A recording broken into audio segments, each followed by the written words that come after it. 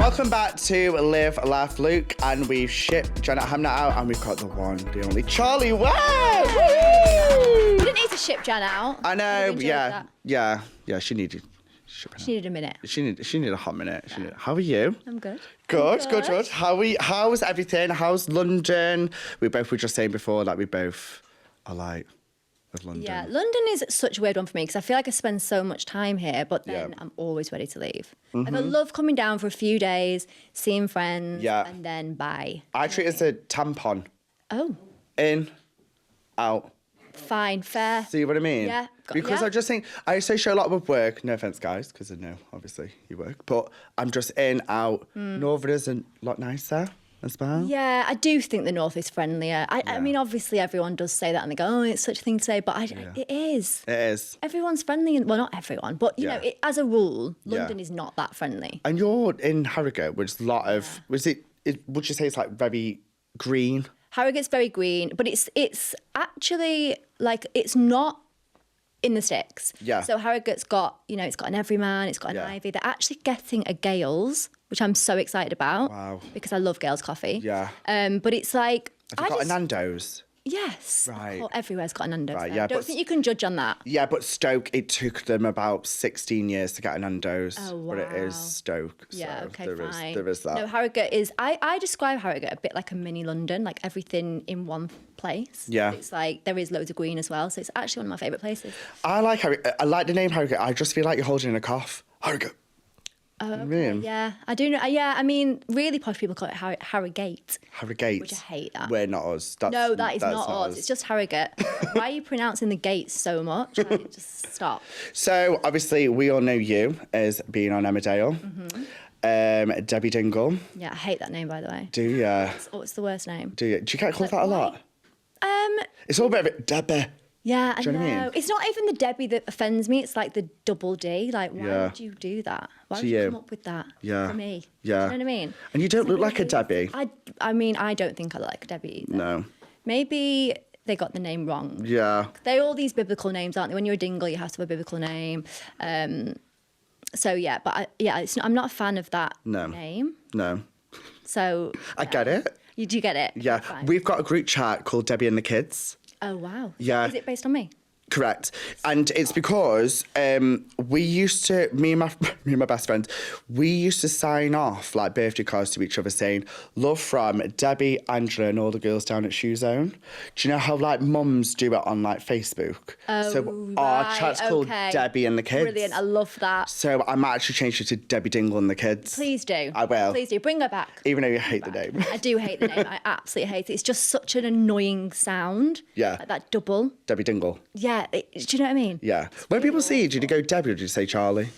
I would say actually more so Charley now. I think since social media has become a thing, I think people say people's real names more. Yeah. Well, I find that anyway. Yeah. I don't really get Debbie that often. Do you not? No. Do you like the disconnect of it? Yeah, I do. Yeah. I mean, people still talk to me about Emmerdale. Obviously, it was such a big part of my life. Yeah.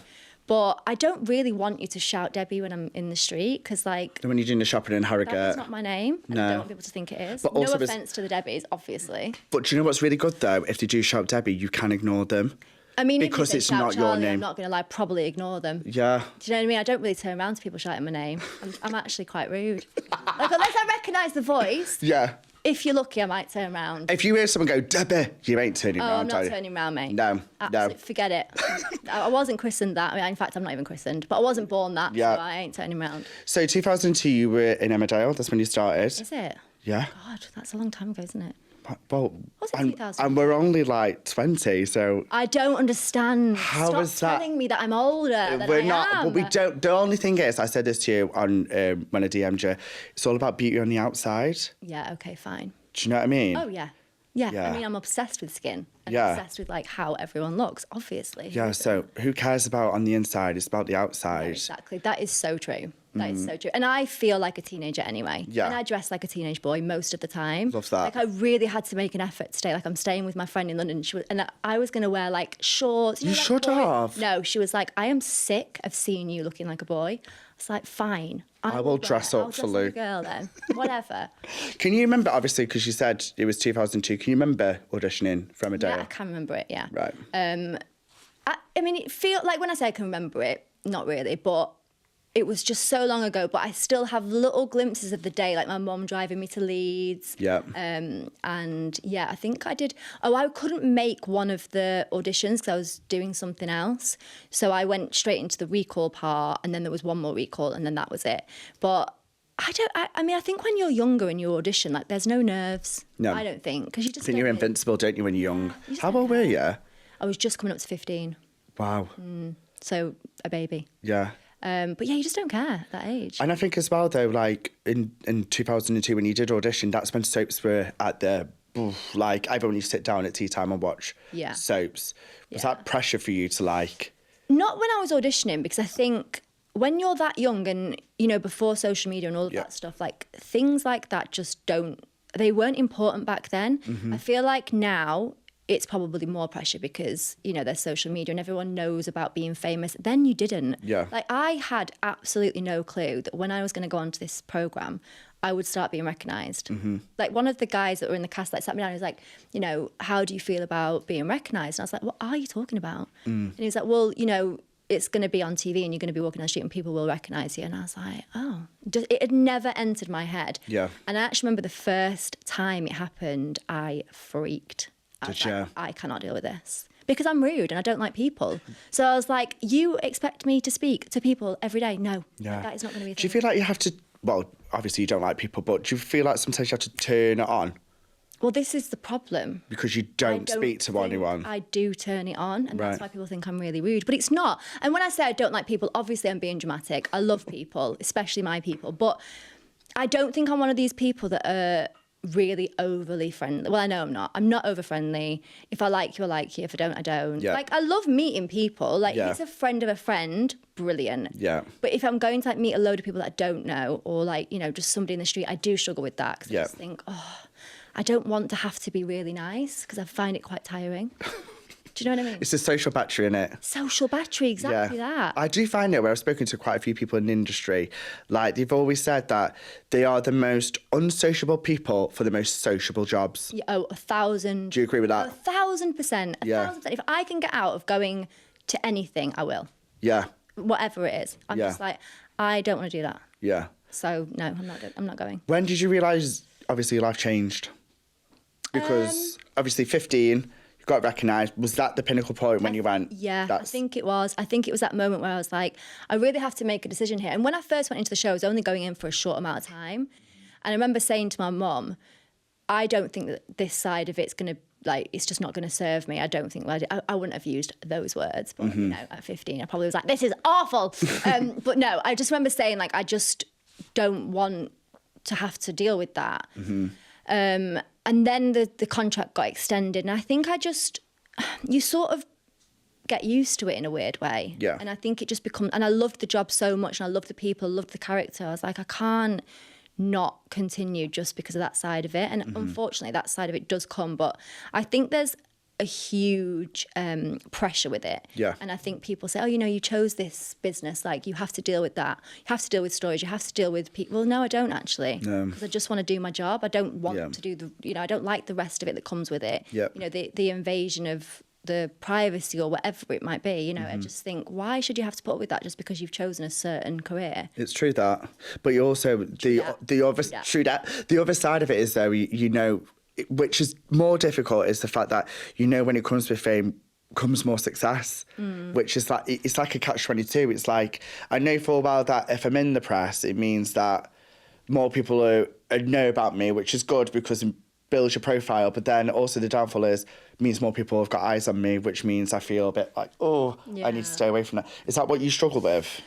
I think it's slightly different in when you're an actor, because I think that side of, like, being in the press isn't necessarily a good thing, because they're normally writing something that will be negative, because it's never something that's nice. You know, like, they always want to get a story, or they always want to, you know, have some shit on you, basically. So if I could just never be written about again, that would be amazing. Would it? Yeah, just don't need to write anything. Like, if you don't know anything about my life, and I don't want you to. Yeah. And also, we're having kids as well. Like, you know, my eldest is 16 and... Which is crazy because you are literally 20 years 60. of age. So you were 4 I wasn't even born when I had him. You weren't born? I wasn't even born, so whatever. That's crazy. Exactly. Forget it. But and anyway, is that harder as well because obviously you've got kids and... Yeah, I think so. And, you know, I think they don't actually think about the effect that it has on people's children, which I just find wild. Because, like, why would your children want to read negative stuff about their mum? It's awful. Or people that write on Instagram or, you know, certain comments on, like, newspaper things. Like, I wouldn't read them if you paid me £1 million. But I think sometimes your children go through that stage of like, what are people saying about my mum? You know, it's like Instagram was a big thing for quite a long time because people would write negative things. And Buster, my eldest, was like, he just could not handle it. And I don't think people think about that. And we really need to, because kids are, you know, it's hard for children. It's really hard for them anyway. When they've got parents in the public eye, I just think that's even harder. Question on that, because obviously you broke up with his dad. Was that difficult for him, because, and obviously all your kids, because obviously going through a public breakup and then seeing all this stuff being written about, was it a case if you both sat down and said, don't read anything? So the press found out about the story of us breaking up, and we were both away working at the time, and I was really far doing a show and couldn't get back to the kids, and because they were basically saying we're releasing the story, you know, we had no control over it because it was true, and that's something that, you know, unfortunately they were going to release it. So I actually had to tell Buster over the phone that we were separating. That's sad. It's wild. Like, I just think to put a family under that situation because, you know, you want to write your story is just, how that is okay and legal is beyond me, because you shouldn't be able to do that. Do you know what I mean? Like, how can you think that it's okay that I'm going to have to tell my child over the phone that me and his dad are splitting up? But I had to, because otherwise he would have read it in the press. Like, I was in such a catch-22. And actually now looking back, because the thing is about our industry is like the show must go on, you know, so it's like you just do it regardless. It's teeth and tits, isn't it? Well, yeah, I mean, I just think when you're in the middle of a play, I was like, I can't just leave and like just not be.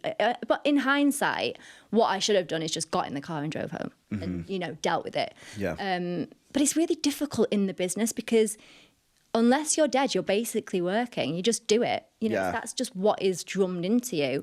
So I did tell him over the phone. But, you know, I just think it's situations like that I struggle with. Angry about, And it must be hard as well for your kids because it's not just one. So it's difficult for them to process it. So obviously going back to Emmerdale, and you catapulted onto everyone's screens, and you've had some like great storylines. Is there any storylines you were like, oh God? I remember when they told me I was going to be giving birth on Is it a farm? Is it in a farm? Yeah, it was like in like a hut. And I was like, oh, that feels really weird and intense. And like, obviously I hadn't given birth at that point because I was like 16. So I remember thinking, that is so wild. And then when we did the live episode, I was giving birth again. And I was like, why are you so obsessed with me giving birth? Why do you want to see my fanny? Oh, yeah, exactly. Why do you keep wanting to see this? This is ludicrous. It's a fantastic vagina. It's a fantastic vagina. Yeah, but I've seen it. Exactly. Oh, well, of course. Yeah. But, you know, 7 o'clock viewing, thank God that wasn't a thing. But, yeah, I was like, stop trying to make me give birth on screen. Like, we've seen it once. You know I can do it. I'm joking. But, you know... like, what camera am I at? No, exactly. Yeah, exactly. But, oh, my God, the birthing scenes. I just remember thinking, I don't know if I can do this, but actually it was fine. Yeah. It's fine. Did it. Do you still, obviously, because I know obviously not in Emmerdale anymore, your passion is still acting? Yeah. Still love it? Yeah, I love it. I've just finished a thing for ITV recently that will be out at the end of the year. I don't know when it's out, but I don't really know how to do anything else. Yeah. And I just did a play that finished a couple of months ago. Yes, my friend was in it. Oh, who? Ali. Gorgeous Ellie. Yeah. She's so cute. The best. She's so cute. Yeah. She's so much nicer than me. Just a nice human. Yeah, which just is the nicest person. Yeah. She's always happy. Yeah. I'm like, why? How? Yeah, we're not like that. We are not like that. No, we're not. No, she used to laugh at me, actually. In fact, everyone did, because everyone's like, God, you are something else, because I'm so moody. But anyway, yeah, so I did that. And theatre is really different to TV. Yes. And it's definitely not my first love, but I do love it when I do it. Do you buzz off the energy of audience? Is that I do, actually, yeah. Yeah, I do. And it was a really good play. But I just think TV is what I know, and I feel like that's sort of what I'm more comfortable with. Yeah. But I do love doing theatre, so. Because Emmerdale was a big part of your life. Do you still speak to a lot of them from there? Yeah, I mean, some of my friends from there are like my closest, bestest friends. Yeah. Because I've been friends with them for like over 20 years. Yeah. So there's a couple of, like, I'm godmother to Emma, who played my mum, her little boy, and he's best friends with my middle one. So, like, you know, they're always together, and she lives like a minute's walk from me. Yeah. So lots of us live in Harrogate. But yeah, the closest. I'm still so close to them. Do you think, obviously, with TV, do you think, and the industry, do you think it treats women differently after they've had a kid? Yeah. Yeah. I think every industry does. Yeah. I think that's something that needs to change massively. I think it's becoming a bigger conversation. Yeah. But yeah, definitely. Our industry, in a way, is actually great for people that have children, in the sense that they're supportive when you've got kids. You can bring them along at some certain things. Can, yeah. Maybe you can't, not on stage, but I know I'm acting. You literally. Can Buster be at the back? Is that all right? Yeah, exactly. Can you imagine? I mean, he wouldn't anyway. But my littlest would. But yeah, I mean, I remember bringing them to the theatre, and they were in my dressing room, and like I was literally like, after about 1 minute, I was like, get these kids out. Yeah. The noise, like you're just about to go on stage, they're like throwing things around, balloons everywhere. I was like, oh my God, I cannot get the kids away. Yeah. But no, I used to love taking buses to set. It's cute. Yeah. Does he remember a lot of it with Emmerdale? I think a little bit. Yeah. No, he does. 'Cause it's actually not that long ago that I left. So he does. And Bowie. Ace was tiny, you know. But yeah, they used to love coming along. It's cute. Everyone loved them. Do you, is there ever been a television role you've turned down because it just didn't feel right? I think there might have been.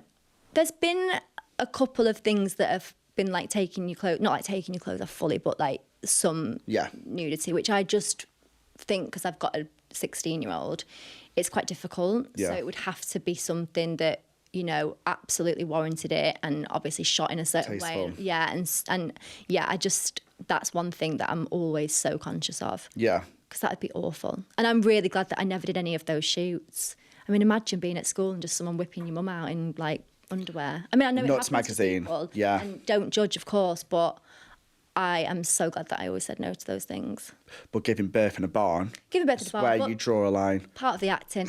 Don't mind it. But, you know, I mean, I remember there was a scene actually where I had to be in underwear, and I was like, you have got to be joking. But they did it really tastefully, and they covered me up so much. So I was like, there is no way I am walking out in a bra and knickers at 7 o'clock from Emmerdale. Absolutely not. No. So I didn't do it. But, you know, they covered me. But I just think, even then I was conscious of like how my kids would feel when I got older. Buster would honestly kill me. He sometimes when I'm going out, because I like to wear shorts quite a lot.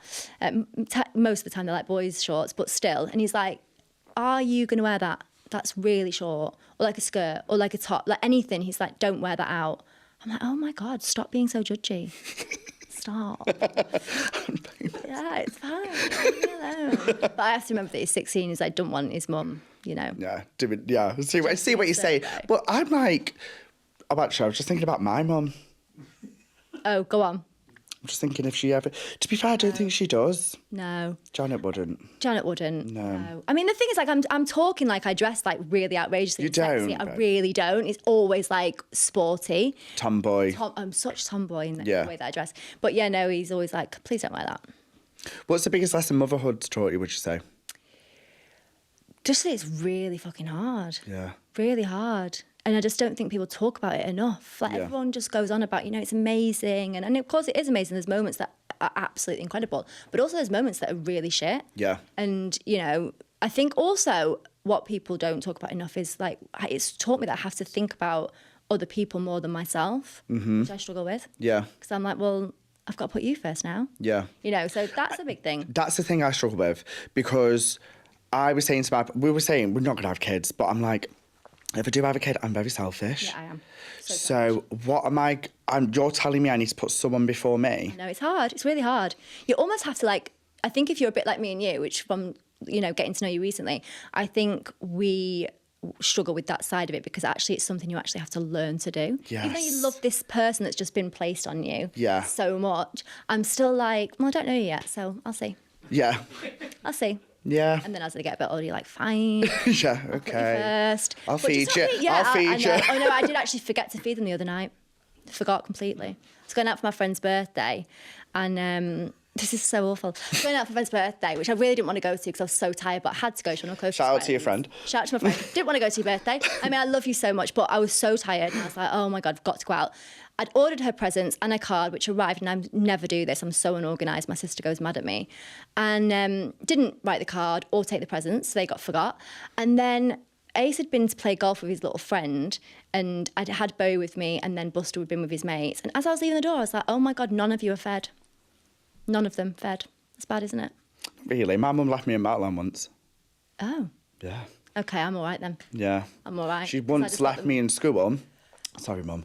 She once left me in school and obviously get picked up about 3:15. She didn't pick me up till 6. Oh, wow. Yeah. That's good. I quite like that. Yeah. I might try that. 90s parents, though, didn't give a fuck, did they? I know. Well, now it's Did like, not. get those kids in therapy. They've been left till 6. Yeah, it's like gentle parenting. Oh, you shouldn't be doing that. Listen, 90s parents, listen, do not give a fuck. No, I know. But you know what, though? I actually love that style. Do you know what it's called? Character building. It is called character building. It's called character My building. kids are full of character. Yeah. They're so resilient. They don't get fed. They don't get fed and they don't complain. I was like, get your takeaway. I've got to go.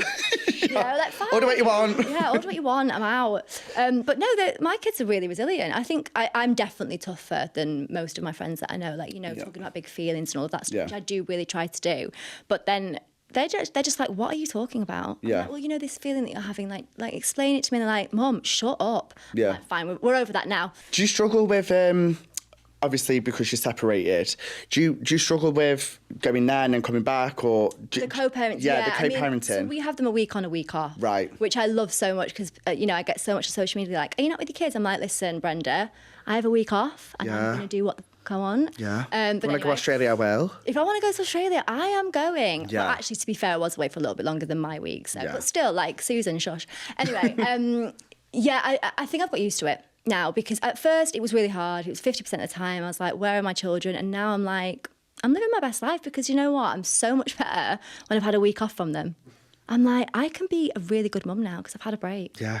Just But, let's hope you get fed. Obviously, it's not ideal. No. And you sort of have to find the joke in it and have to find the fun in it because otherwise you would go a bit mad because 50% of the time it's not, you know, it doesn't feel like enough. But their dad wanted 50% of the time. And of course, you know, I respect that. Yeah.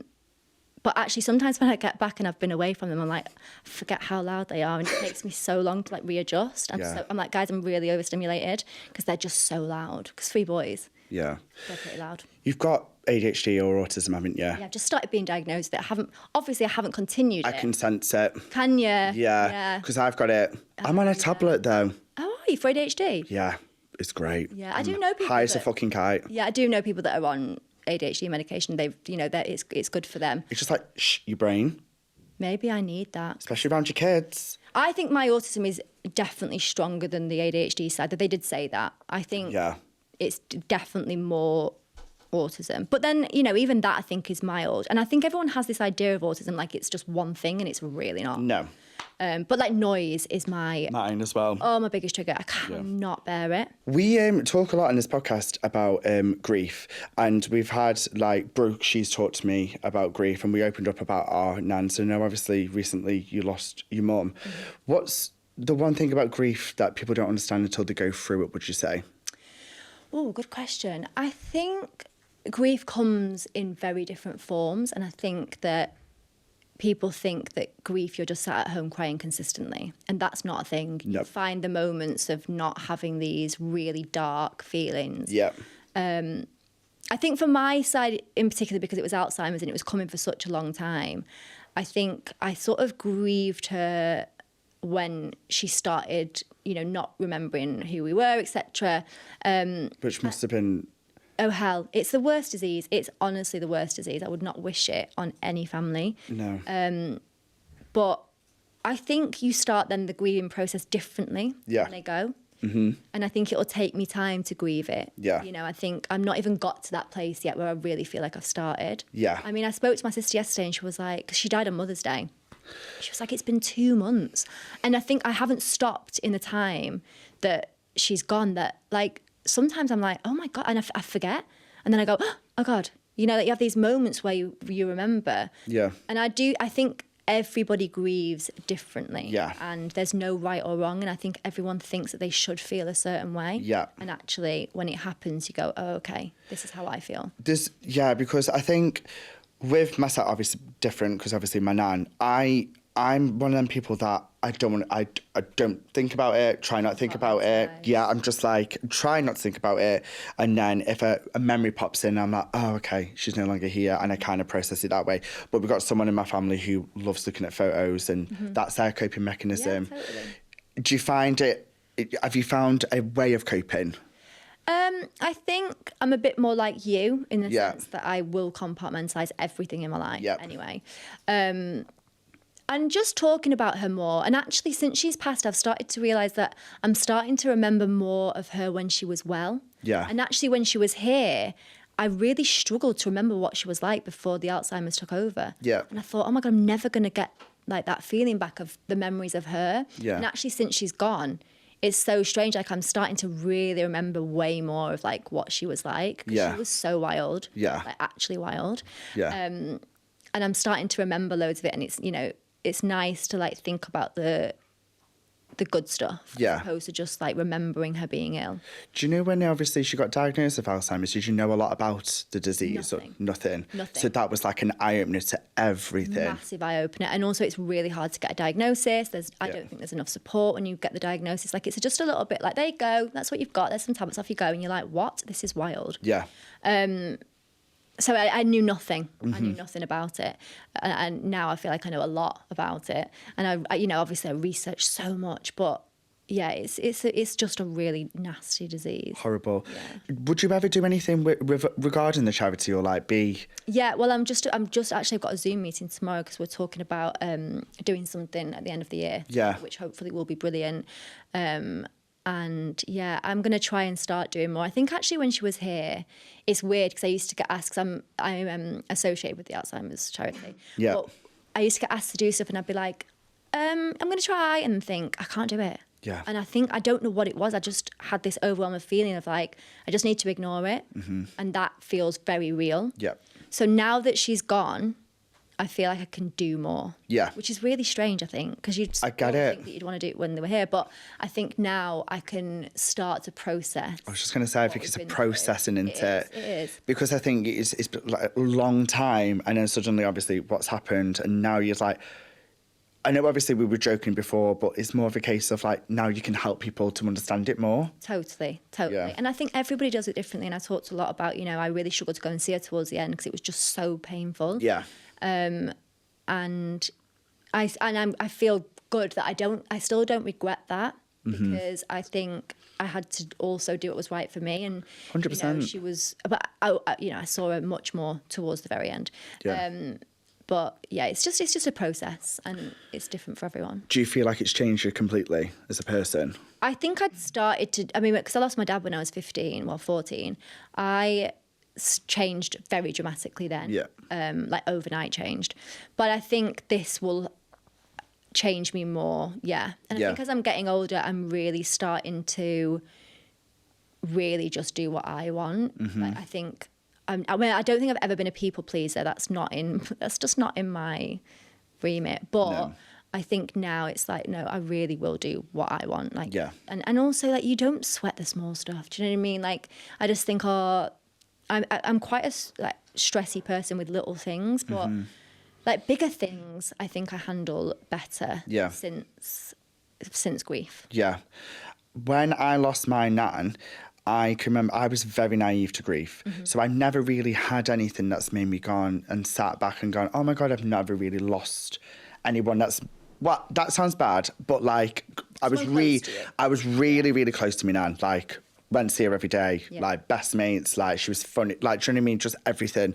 And I think I felt like invincible to it. So it kind of was a bit like, oh, it never happened to me. Yeah. And I feel like and I said this to my mum, I feel like now when you go through something like that, you really don't give a fuck. No, you don't. And there's certain things that's obviously happened in my life where I've just had to just completely distance myself from it, because I've just been like, nothing will will be the pain that I've been through. Yeah. So I will never do that again. Yeah, 100%. You learn to just be a bit more selfish. Yeah. In the sense that if that's not serving me, it doesn't 100%. fit right, then bye. And I think that's the most thing I've learned with grief. Yeah. It's made me gone, if I don't like it, I'm not doing it. Because when you've been through hell and you get to where you are now. I think a lot of people find that. Yeah. I think I was already quite there with that I was a bit like, I don't do what I don't want to do anyway. But I think it's definitely like made it a bigger thing. Do you think that's because you lost your dad so early? Yeah. Definitely. Yeah. I think I'm quite a hard person. Same. In so many ways. And then do you know what though? Sometimes I do wish I was softer, but sometimes they're like, no, go on, Luke. I'm really happy you like this. Yeah. No, I actually don't wish that I was softer. I think I'm quite content with it. Yeah. Like I just think if I don't like something or I don't want to do something, you won't do it. No. So fine, judge it. Yeah. Say what you want. So what can we see for Charley Webb this year? Well, I mean, I don't have any work in the pipeline. You've just done something though, haven't you? I've just finished. Yeah. But you know, auditioning and just going on holiday. Yeah. Can you talk about what's coming out on ITV? Yeah, it's called Adultery. Okay. And it's written by Daniel Brocklehurst, who's brilliant. He's yes. so good. It's a great cast. Dominic Cooper, Shelley Connors. You know, it's a really, really good cast. And I think it's going to be one of those things that people binge. Oh, okay. I think it's a binger. ITV? Yeah, it's ITV. It'll probably be out in like autumn, maybe. Okay. But I feel like it'll be a bit of a binger. And also I'm doing a bit of writing with a friend of mine. So I'm really enjoying that side. And yeah, just seeing what comes next. I think you're smashing it. I need to do my vision board again. That's what I need to do. It does help, you know. People are like, oh, why are you No, literally. Oh, my best friend's the manifest queen. Well, there you go. Yeah. Well, you know, So I wrote down things this year and I was like, I need to have that. And then it happened. And I'm like, oof. Yeah, I do believe in manifesting. Hugely. Yeah. Hugely. Love it. Do you know if you've seen, but on the pod, we've got like this wheel, which is like confessions.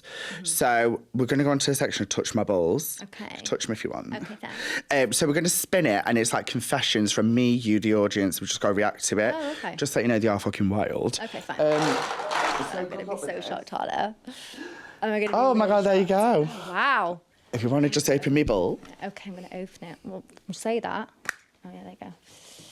Oh, I'm excited. Am I reading this? Yeah. Had an interview for a job in London and only realised when I got back to Liverpool, I left my bag in London with my house keys and wallet in. By the time I got back down there, the offices were closed and I had to pay for a hotel so I could get back first thing the next morning. Top it off, I didn't get the job. I feel nothing for this. I don't feel anything. Is that really bad? Like, also, why did you go all the way back? In the nicest way. You could have just called them. In the nicest way. Do you know what? I know it sounds really bad. Get over it. She got to Liverpool, or he, and went back to London, and the offices were closed. Well, why didn't you ring them? Yeah. You don't make that journey again. Yeah. I'm with you on this. I've got a really great story about Liverpool. Do you want to hear it? Go on. So I left my car in Liverpool, went to London, and then had to come back to Harrogate. So I had to get the train to Liverpool to pick my car up. Got on the train, just doing my own thing. And then I thought, oh, God, why is the next stop like Peterborough or somewhere random? So the guy's like, what is going on? He went, where are you going? I said, I'm trying to go to Liverpool. He's like, you've gone like 2.5 hours away from Liverpool. Shut up. I had gone so far. I basically got back to London. It was horrific. So I don't feel sorry for you, love. I feel sorry for me. You could have picked her keys up. I could have picked her keys up if I'd have cared. Parked them in the... Yeah, well, you didn't get fucked, do you? I didn't. My story's worth. Right, so we're going to go on to the laugh section. Yeah. So this... I quite like this. Oh, ready for this. We're going to play a game of Charley's Web of Lies. Oh, wow. Okay. Yeah. So I'm going to read you some question series about you and you just got to say if it's a lie or not. Oh, okay. This is fun. I like this. Okay, fun. Okay, go. Okay. Did you really leave Emmerdale over a pay dispute? No. Absolutely not. That's the biggest pile of shit I've ever heard. Fair enough. There you go. I didn't even know that was out there, but no, that's not true. No. Okay.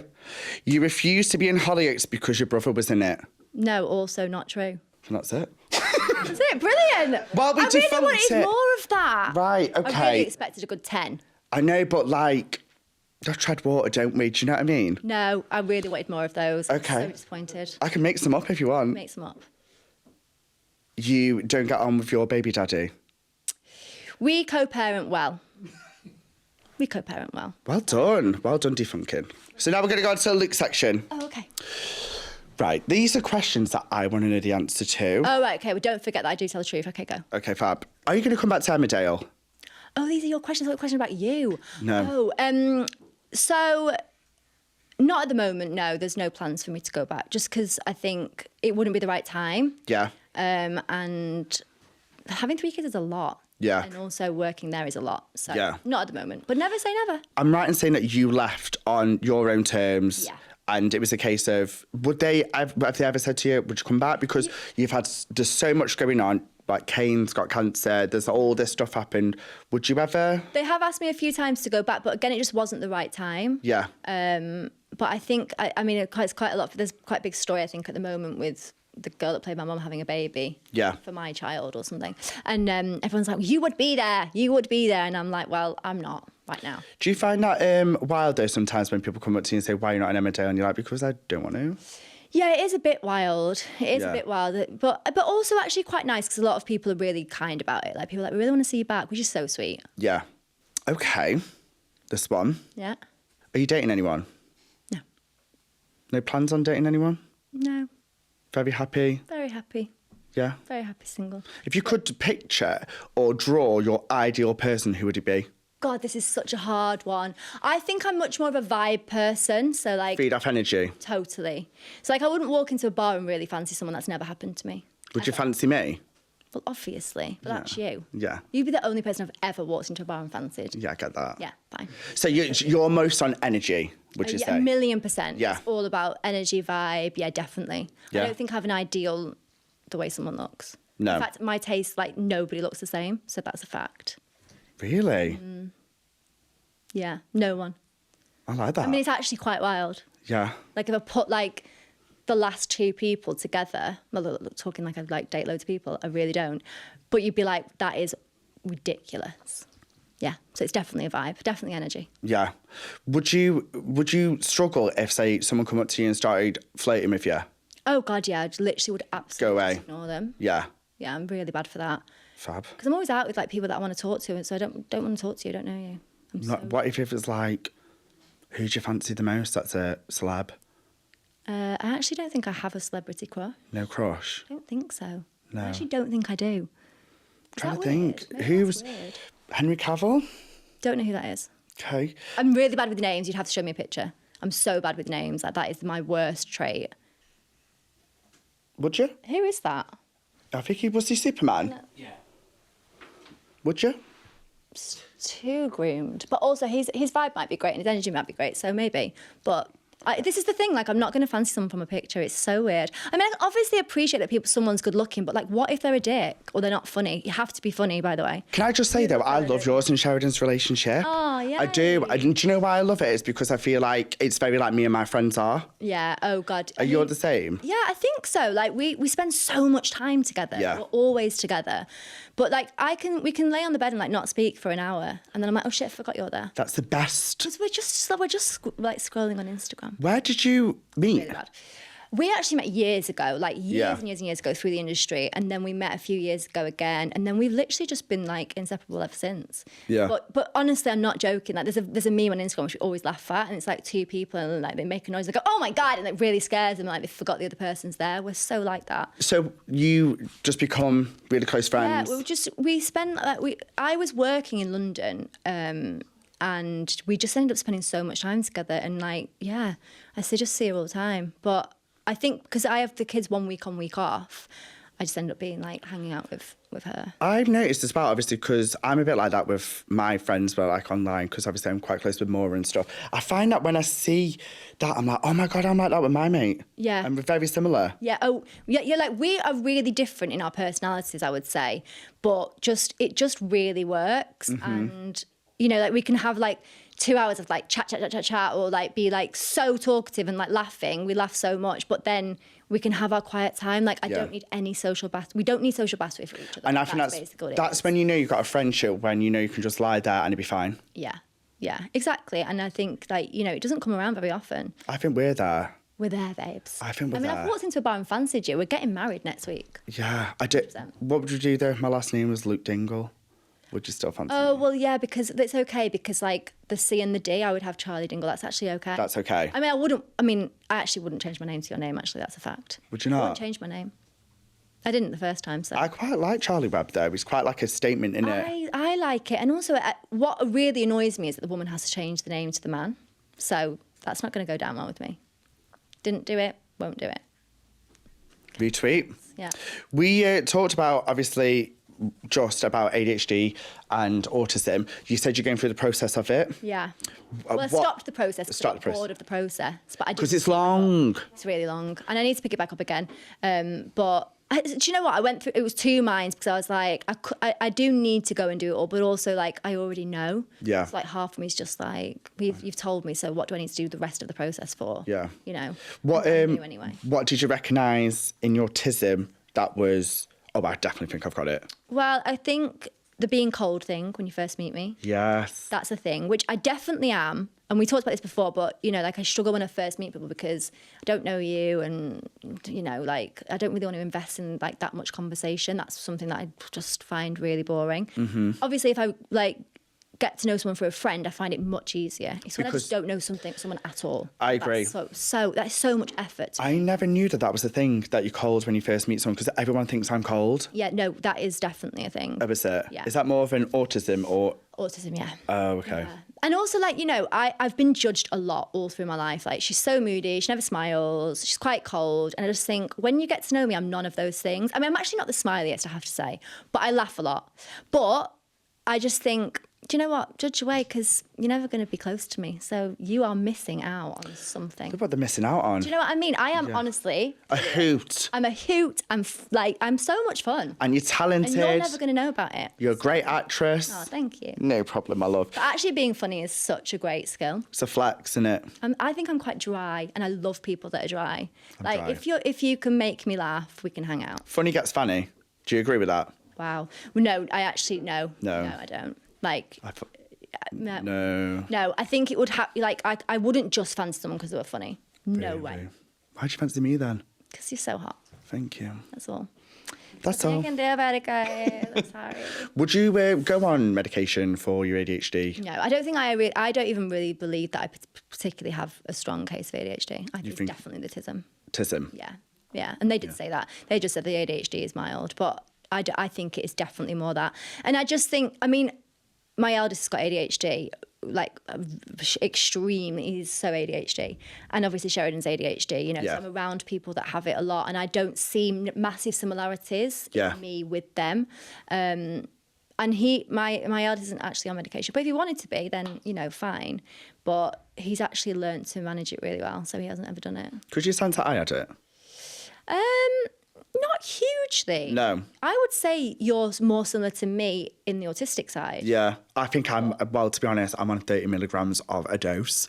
So maybe that's why I'm a bit mellow. Oh, okay. Well, that makes sense then. That makes more sense. Yeah, it's hard to judge, isn't it, if you're on that, but... Do you find as well, though, in the creative circle that we're in, more people tend to have it? 100%. Because it's a creative, like, it's the... You know, your creative brain, side of your brain. Your brain becomes like like so many people in our industry are definitely neurodivergent. So many. And I just really, really see it as something that is such a great superpower. thing. It's a total superpower. It's amazing. Yeah. You know, most people that I know that are ADHD are so genius at what they do. You know, like it's just so good. They're so talented. They think outside the box. Mm-hmm. Like they've got an edge about them. Yeah. And I love that. Yeah. And I think as well, like, your mind's 100 miles a minute. Yeah. Especially, like, for me, if I'm in bed, that's when I mostly get my ideas. I'm like, oh my God, I've got this, got to do this, do this, do this, do. And then the next day it's all done. Yeah. And I it's like the hyper focus, isn't it? Yeah. But then there's times when, like, you know, just getting busted to do something so small is... tedious. So tedious and exhausting. It's the worst. I cannot cope. If you don't want to do something, you've got ADHD, you will literally hate your life to do it. I've got washing in my spare room, right? I'm not even kidding when I say this has been there for a week and a half. I ain't looking at it. Yeah, you see, that, for me, would send me under. Send me crazy. I can't stand mess. I literally cannot stand mess. Yeah, you're more autism, aren't you? And it's when people, like, leave cupboard doors open, which is such an ADHD thing to do. Yeah. So, like, I'm like, oh, my God, like, between us all, like, you know, Buster... ADHD, me a bit autistic, shutting cupboards, like, constantly, like, why do you do that? Yeah. Apparently it's such an ADHD thing. It is. I just think as well, if you don't want to do it, you don't do it. No, that's definitely true. That is definitely true. You don't do it, and you put yourself off. It's like as well. I don't even know how I got fucking GCSEs, because I couldn't stand it. No, how the hell I focused to get GCSEs? No, Buster was absolutely not enjoying that process. And they mean fuck all, really. I know. I'm just like, mate, just get into college, you'll be fine. Yeah, they mean nothing. I don't even remember what GCSEs I got. I think I dropped most of mine, actually. I was working at the time. I got removed from a course. Oh, did you? Yeah. I'm not surprised. Because I was bringing down the average of the English literature grade. Yeah. That's terrible. Yeah, but I did. But also quite funny. I used to skip to go McDonald's. Oh, fair enough. Yeah. I had to get you out. Yeah, they went, listen, you're an E, and at the moment we're performing at B, and you're going to bring us down to a C. And I went, just take me off. I'm all right. That is absolutely That was at college, brilliant. I mean, so- I'd much prefer to go to McDonald's and sit and do any sort of work. It's so boring. Fuck 'em. So boring, isn't it? I don't enjoy that side of life. Not that I do it anymore. But yeah, I think I dropped most of my GCSEs. But see, the point is I can't actually remember. So, you know. How many have you got? Whatever. How many GCSEs have I got? You joking? Don't know. No idea. I can't remember. I wouldn't even be able to tell you which ones I did. Fair enough. I definitely dropped them though, because I was already filming at the time, and I remember going, I am not doing all of this as well. Losing my mind. So I dropped loads. I was interviewing Keisha from Sugar Babes, and she said she didn't even do them. Good for her. Love that for her. I mean, she's pop group, sensation. Like, do you know what I mean? She doesn't need them. Does she fuck? Right, we're going to go touch my balls. Oh, I hope it was better than the fucking last one. Oh my God, that was a really bad one, wasn't it? What an absolute crank. Here you go. Oh, are we doing it again? Yeah. Confessions, Charlie's. Go on. Oh. Give me your confession. Oh, I have to confess. Oh, okay. Well, I feel like I don't really have a great confession, but I mean, it's a little bit something that we've already touched on, but just like if my friends are like arranging something that is outside of our friendship group, they will always check with me first, like if a new person's coming or like several new people, because they know that it's probably highly likely that I'm not going to go. So like they'll be like, can this person come and this person? And of course, I'm not going to stop them from continuing to do the meal, but I just won't go if I don't like the people. Is that really bad? No. It's not really a great confession, is it? No, and it's obvious. But then I feel like some people would just go along. Yeah. Whereas I'm like, they're quite mean, so I'm not going. I hate bitchy mean people, hate it. Yeah. Like I'm quite honest and like will tell the truth to my closest people, but I don't like bitchiness. No. And that's a thing for me that I'm like, no time for, go and hug a tree. Don't mind bitching as long as you say it to the face. Oh yeah, exactly. Do you That's know what what I I mean? mean. Like, if somebody pissed me off, I'm going to say it behind your back and to your face. Yeah, and you said, what was it that you're saying? Well, I've just called you a freak. Yeah. And you're a freak. Oh yeah, no, exactly, yeah, fine. And also, it's so funny because my mum always used to say, "Don't say anything about people that you wouldn't want them to find out," and it's always stuck with me. Yeah. So like, you know, in certain situations, probably not recently, but people would be like, "Oh my God, like, what if they found out you said that?" I'm like, I would say, yes, I said that. Yeah. Bit like Gemma Collins, Yeah, I you said know, it. in the Big Brother clip where she goes, "Yeah, I did call you that, yeah." I called you a silly That cunt and is- walked out. Yeah, I that did. is me. That is so me. Yeah. I'd be like, oh yeah, no, I definitely said that. Yeah. That was the best line I've ever seen in my she's life. iconic. She The is. things that she comes out with. Yeah. I Quite called you a silly joyful. cunt and walked out. Yeah, I did. Keep listening to Steph. No, it's just brilliant, isn't it? Yeah. She just says what she thinks. I love her. But I do think, though, in this industry, with stuff like that, that's when you're going to go far because you're so authentic. Yeah, maybe. Do you know what I mean? Like presenters as well. I'm not going to mention any names. Say back in the day, a lot of presenters polished. But now we're seeing more people coming up and coming who are like, well, they're out and Bit more fun. they're out Yeah. partying. It's like, well, yeah, well, I was hungover. I did throw up in the bin at 3 a.m. Yeah. And now I'm here at 7 o'clock doing this shit show. Oh, amazing. Do you know what I mean? You want to watch people like that, don't you? You want to watch it. Yeah, and I think that's why when, TikTok came about, it's like it's introduced so many people that were just themselves Yeah. and they've gone, oh my God, like that. I know. What's brilliant about TikTok is like, I don't, because I just don't think about these things. Like I will do like a sound and then everyone will be like, I can't believe you did that. Like, you know, like it might relate to my life in like the smallest way. I'm like, oh my God, didn't even think about it. Like I did Where the Hell Is My Husband? Are you joking? Are you actually being serious? I bet that was picked up. Of course it was. No, I absolutely didn't even think. I just loved the song for one, and thought, oh, I'm going to do that. It's easy and fun, so I'm going to do it. That's And so everyone me, was though. Like, everyone was like, you left him. What are you talking about? It's the word. Like I just did not even enter my mind. That's where I need to be more careful. But you know what? That's when you got to have people around you. I And know. well done for you for No, that. I just post. I do not check with anyone. In fact, my friend actually voice noted me. She's brilliant, Roxy. Steve was talking to you about. She was like, I cannot wait, because we're going away together for a few days. She was like, I cannot wait to get some good content on your page. She was like, it is horrific. Yeah. That's what she said about my content. Wow. She was like, she said, how many filters? She said, 1 minute you're grainy, the next minute you're black and white. I'm like, babe, she said, you can't even hold a camera still, is what she said to me. But you are millennial. I'm so excited for it. I was like, you're so rude. I was like, give me a break. But also, thanks for telling the truth. No, exactly. And that's the sort of thing I would say. But I mean, her Instagram is like, it's like something like bloody Pinterest. I ain't got time for that. No, mine's very basic, I would say. Well, yours are like reels and like funny stuff. Like, it's more thought about. Yeah. I will literally post, and people, in fact, on my close friends list, my friends say to me, why have you posted that? I'm like, it's on my close friends list. It doesn't matter. Like, yeah, but we have to see it. I'm on your close friends and I see it and I'm like, love that. Yeah, I'm I just part post of it. what I feel like. Yeah, I like it. You know, whatever it might be. Might be a vape. Just telling you that I'm vaping today. Might be a picture of me. Oh, it's always going to be a picture of you at the wedding. Nobody that we don't like is not being invited, though, obviously. No. We've got a list. We've got to do the final section of Touch My Balls. Have you had fun? I've loved it. I hope this is better. Not than your one, I mean the one that we've had. My confession is so bad. Honestly, it's been keeping me up at night thinking about what the hell I can confess. I've really thought about it as well. But I also feel like as well, when you're quite open, there's not a lot to... Open? I think so. Oh, that's Maybe I'm making you feel open. Maybe. Because I think I'm quite a closed book. I think I'm getting a lot from you. Oh, that's good. Yeah. Okay, confession 2. Got with a girl at work. Now I think I'm bi. She was my manager. Can you relate? I mean, yeah. I just think, you know, if that's the way that you want to go, like, I just think everybody should just totally be who they are. Like, I have no issue with, like, anybody being with anyone. It's all about the vibe. It's all about the energy. Do what you want. I agree. However, I love you. Nicest way possible. I don't think I can stick my dick in you. Luke! No, not... I'm so offended! No, but the thing is, and what I mean by that is, I think you're a beautiful human being and I'm obsessed with you. Yeah. I can't have sex with a girl. Oh, I see what you mean. No, not you. Particularly. And I was like, I'm so offended by that. No. Oh, God, that came out wrong. fine. No, I can't have sex with a girl. Oh, no, that's fine. No. But then you are... I love how everyone gasped. No, I meant girls. Yeah, I meant no, girls. exactly. If it was just specifically me, I was actually furious. I would have spoken about that for so long. No, you're great. But you are gay. Yeah. Like, And I actually think so many girls, you know, vibe with a girl or whatever. And and maybe it's like less extreme than 2 guys. I just think because girls relate so well to each other. Do you know what it is? It's fucking toxic masculinity. They think if they suck a dick, that's it, me end of my life. It's not. Dicks are great. Right.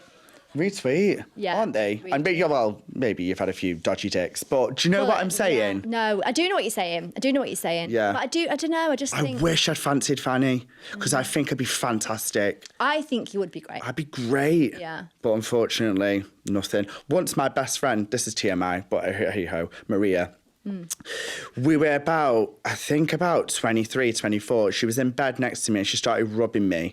And I went, you could keep rubbing. Nothing's happening. Oh, wow. Maybe if your brother got in, maybe. Okay, fine. Yeah, I mean, you are definitely never getting with a girl. No. That's a fact. I kiss girls, though, on nights out and stuff. I've kissed me mates. I'll kiss you. Yeah, but do you will kiss me? I would kiss you. Like, you know, just do me a favour. a minute ago, wouldn't go near me. But, yeah, do you know what I mean? But I could never. Have you ever felt like, did you feel like you wanted to kiss them because you fancied them, or did you just do it? Just did it. Oh, yes, it's not the same thing. No. It's absolutely not the same thing. And I also think as well, and I think you're going to agree with me, I think everyone's a bit bi. I 100% have said this. Everyone's a bit bi. Everyone. How many times have we said that, Daz? All the time. But I do wonder if it is more of a girl thing than a guy thing, I think. Like, my brother is so straight. Yeah. Like, he followed me the other day. Did he? Yeah. Oh, that's cute. Yeah, that's cute. I used to fancy him back in the day. Sorry, TMI. No, not TMI. I've lived with that quite a lot. Yeah. Life, people fancying him. Yeah. Don't get it, but anyway. No, I'm joking. But no, I don't know. He's so straight. Like, there is Not one. Categorically, no. No. So I don't know if it is more. Maybe of a it's girl like thing. a linear line. Yeah. And if you're straight, you're here. If you're gay, you're here. And people are on like a moving sort of cursor. Yeah, possibly. But also, it's like this thing, isn't it, of like it being something that you have to discuss. Like, you know, like I'm just like this coming out thing. It's like, what are you talking about? What do you mean coming out? Like, you're Live your life. dating a girl or you're dating a guy. Like, you're not coming out. Well, I mean, they are, but like it shouldn't be a thing. It's like, No, we just shouldn't. do what you want. Because you never come out straight, do you? No, absolutely. Mum, I want to tell you something. I'm straight. Yeah, do you know what I mean, though? It's just so weird that it's like that is something that has to be, like, gone. It's a thing. You know, it has to be gone. Unfortunately, I think it's the older generation. As soon as they die off, we're great. Do you reckon? Yeah. Yeah, okay, fine. As soon as anyone above our age, above the age of 50, we're good. Yeah, okay. Do you know what I mean? Yeah, we haven't got that much longer to wait then, really. No. 40 years, listen. Let's just hope nobody... All of us are not caring and fucking necking on with each other. Oh, I know, exactly. I can't wait. I'm so excited. Put me next to you. Put me next to you, babe. Have you had fun? I have had fun. Thank you. So It's been so nice. I'm glad. It just, do you know what it feels like? It's like teammates just catching up. It is. It totally is. I probably said absolutely loads of stuff that I shouldn't say, but, you know, hey-ho. You said your truth, and that's the main thing. I live by my truth. Yeah. Thank you so much for listening to Live, Laugh, Loot. Guys, the one and only Charley Webb. Woo! Thank you.